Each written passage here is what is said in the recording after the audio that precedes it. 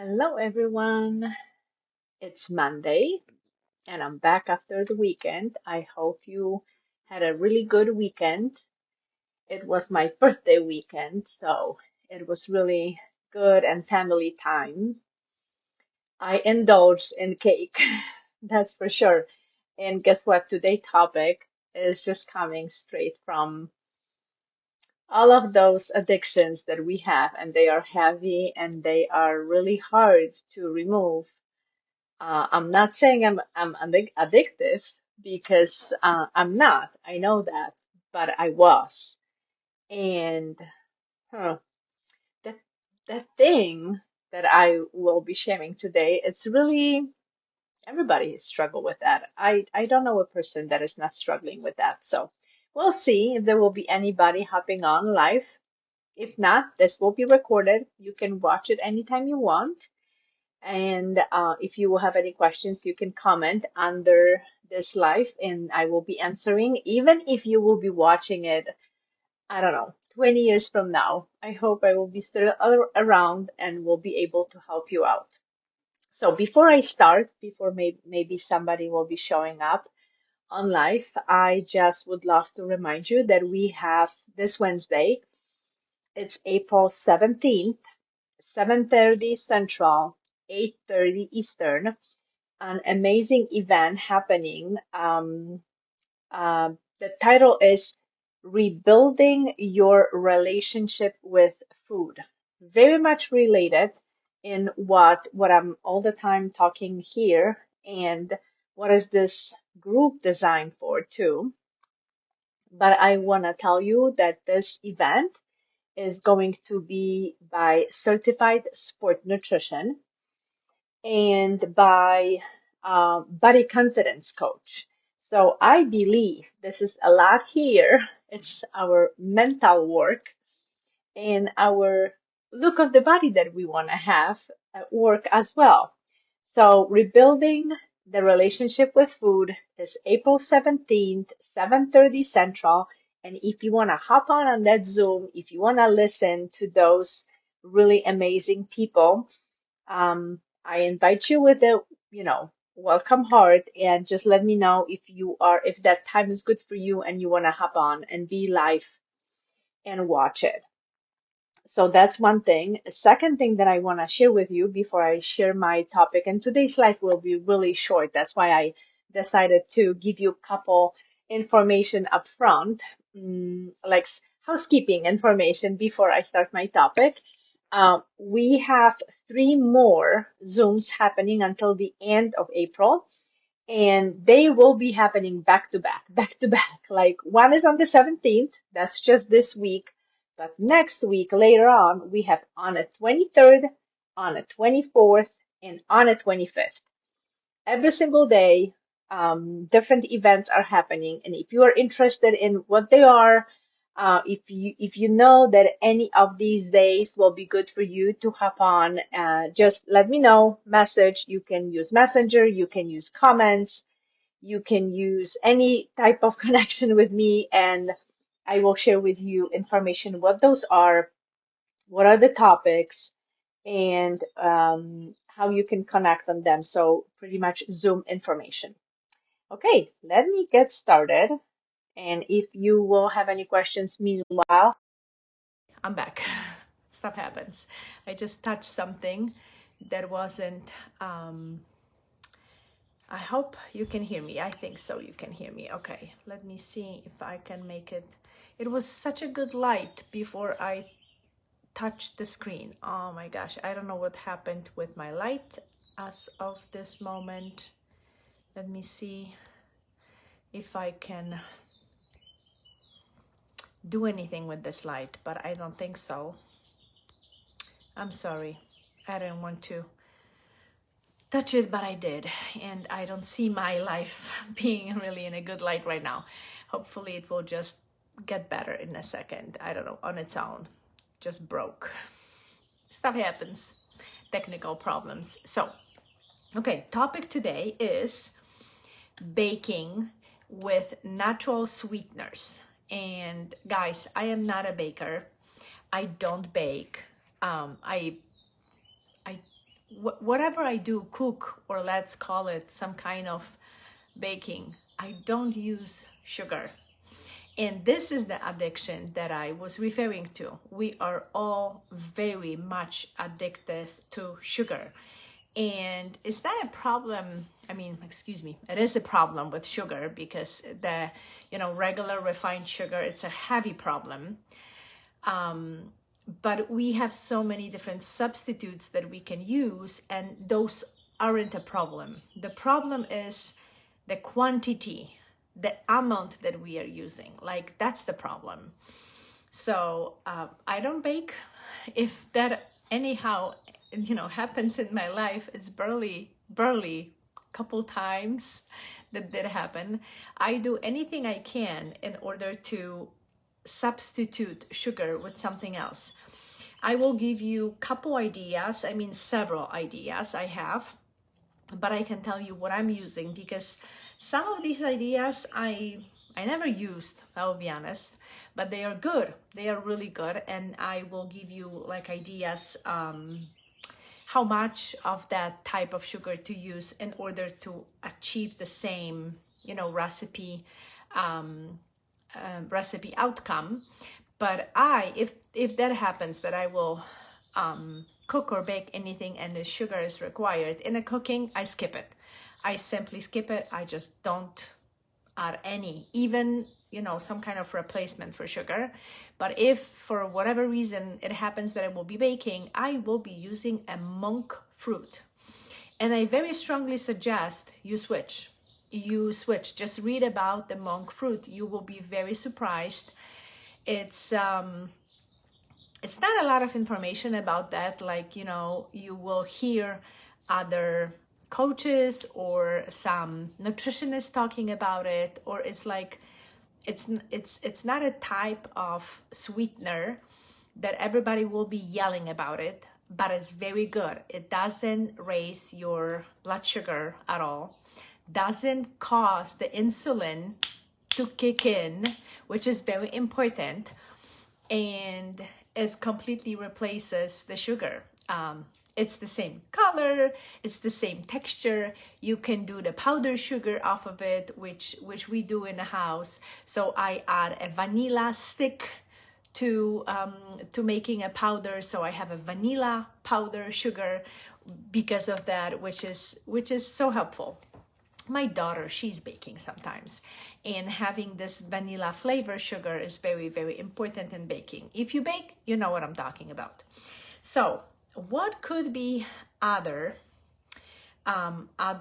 switch that you can do? And what I want to give you is, like, for 1 cup of sugar, if you bake and your recipe, let's keep it straight, 1 cup, what can you exchange, and is it reliable? Like, is it gonna bring you the same outcome in the recipe? There's a lot that you can choose from. So one that is typical, very possibly you already heard about that, it's a birch sugar, which is a xylitol. So this one is like 1-to-1. I do the same with monk fruit, 1-to-1, but we already learned, I do it past 9 years. So within those years in my house, many of situations that my daughter is cooking or baking, that she is lowering down, even the recipe would say like 1/4 cup, she will still use a 1/2 of a quarter. Or if it says a cup, she will use a 1/2 of the cup for the sugar. So she's lowering the sugar intake, even though it's a healthy sugar. So birch sugar, which is a xylitol, is 1-to-1. So 1 cup of regular white refined sugar you can exchange for 1 cup of xylitol in the same recipe. I can tell you though that xylitol doesn't work very well in the breads. So if you're baking a bread and adding sugar to bread, it's just not gonna go well. And same with the hard candy. I know a lot of mamas are trying to figure it out, some kind of candy, and working on those recipes, collecting them from any places you can, and trying to make those candies for your kiddos, the healthiest, you know, in home places. Xylitol, somehow it doesn't work with that. So try monk fruit. I don't know. I hope it does. I never done hard candy. The other one that I can give you a suggestion, what you can exchange for, is a brown rice syrup. So when you have a 1 cup of regular sugar, it will be 1.5 of cups brown rice syrup in order to get the same results in sweetener for the recipe. You can reduce it slightly if you decide it's just too much. So sometimes it's a tryout process. But this one is good for hard candy and a crunchy baking. So hard and crunchy baking are really, really coming out really good with this one. I bet you heard about date sugar. So this is a good replacement too. So 1 cup, it's go a little bit lower, like 2/3 up to 1 cup. And then you are having the same outcome. Be careful with the date sugar. There is one minus side of that type of sugar. Is just burns easily. So like making a hard candy, it's just not gonna go probably well. But on the other hand, when you lower like to 2/3, probably when you are baking, maybe even reducing the temperature will be required. It just burns easily. So it's good to just have this in mind. What else? Honey. Who doesn't like honey? It's something that our nature is naturally making, and we love those bees and we love that stuff. It's like hopefully like everybody that is fighting for bees and, you know, helping them stay with us and live. And I remember my grandpa, he had his own beehives and everything was working so well. I hope the same will be just forever and always. So with honey, you can lower down to 3/4 of a cup. So 1 cup of sugar will be a 3/4 of a cup of honey. You can reduce it to try if it's working. I mean, when it's too much, you can reduce it by going quarter low, quarter lower. And there's one more thing about the temperature. It's really good to lower your baking at least 25 Fahrenheit lower when you are using honey. So oven temperature for baking, just keep it lower when you are using the honey.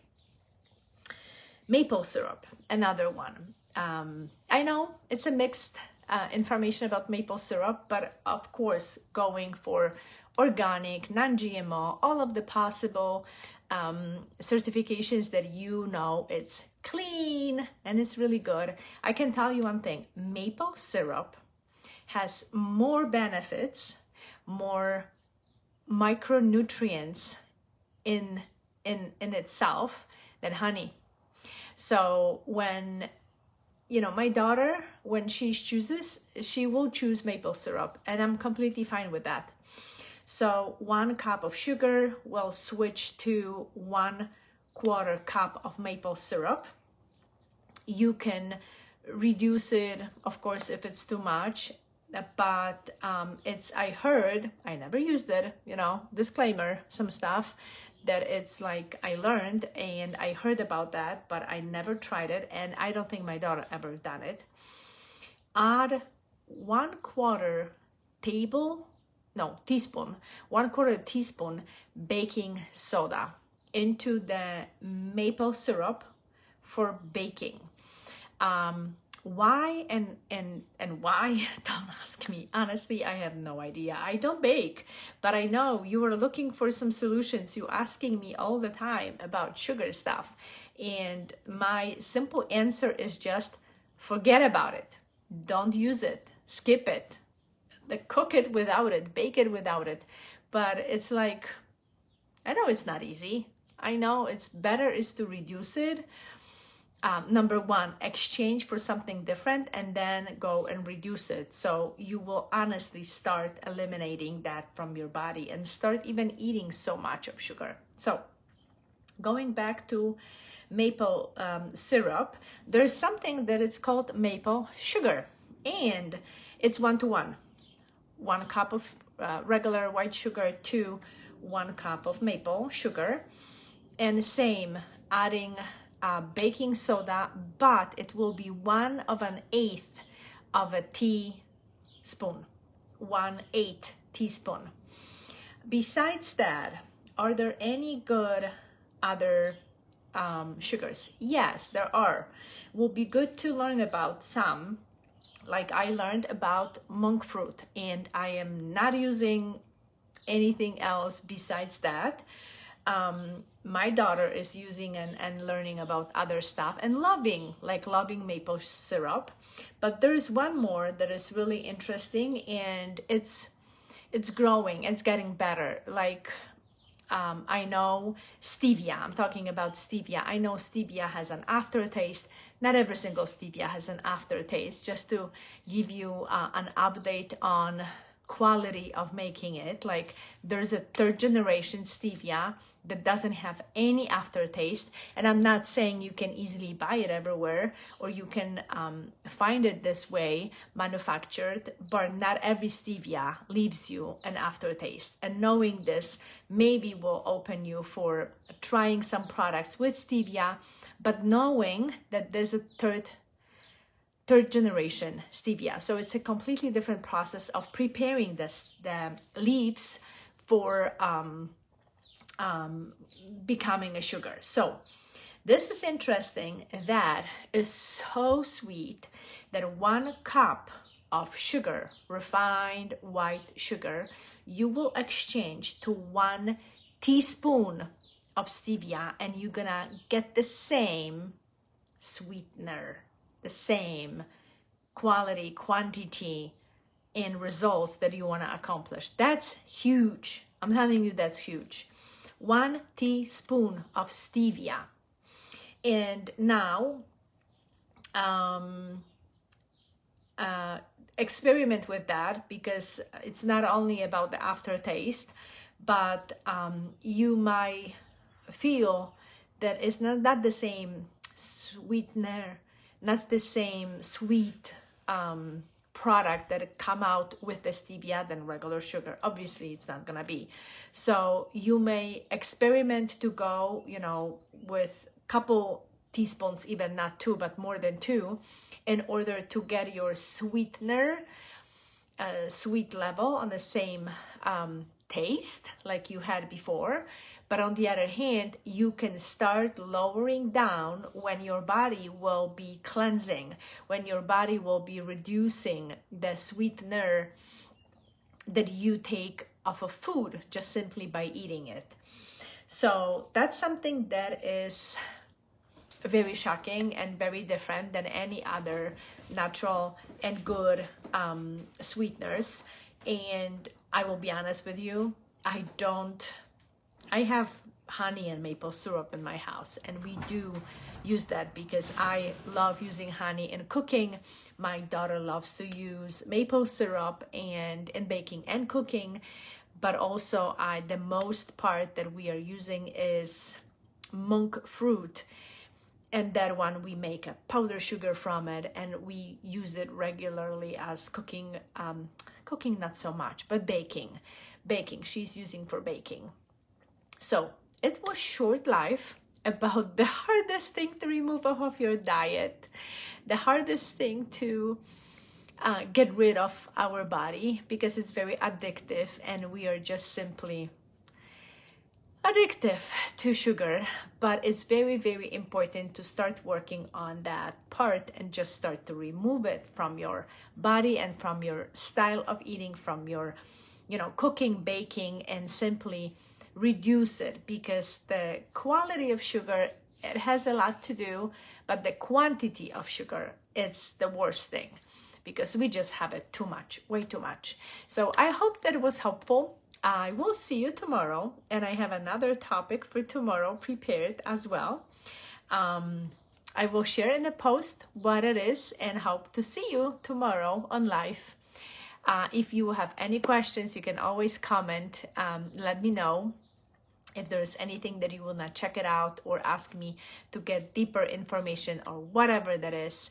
I'm here for you guys and see you tomorrow. Bye.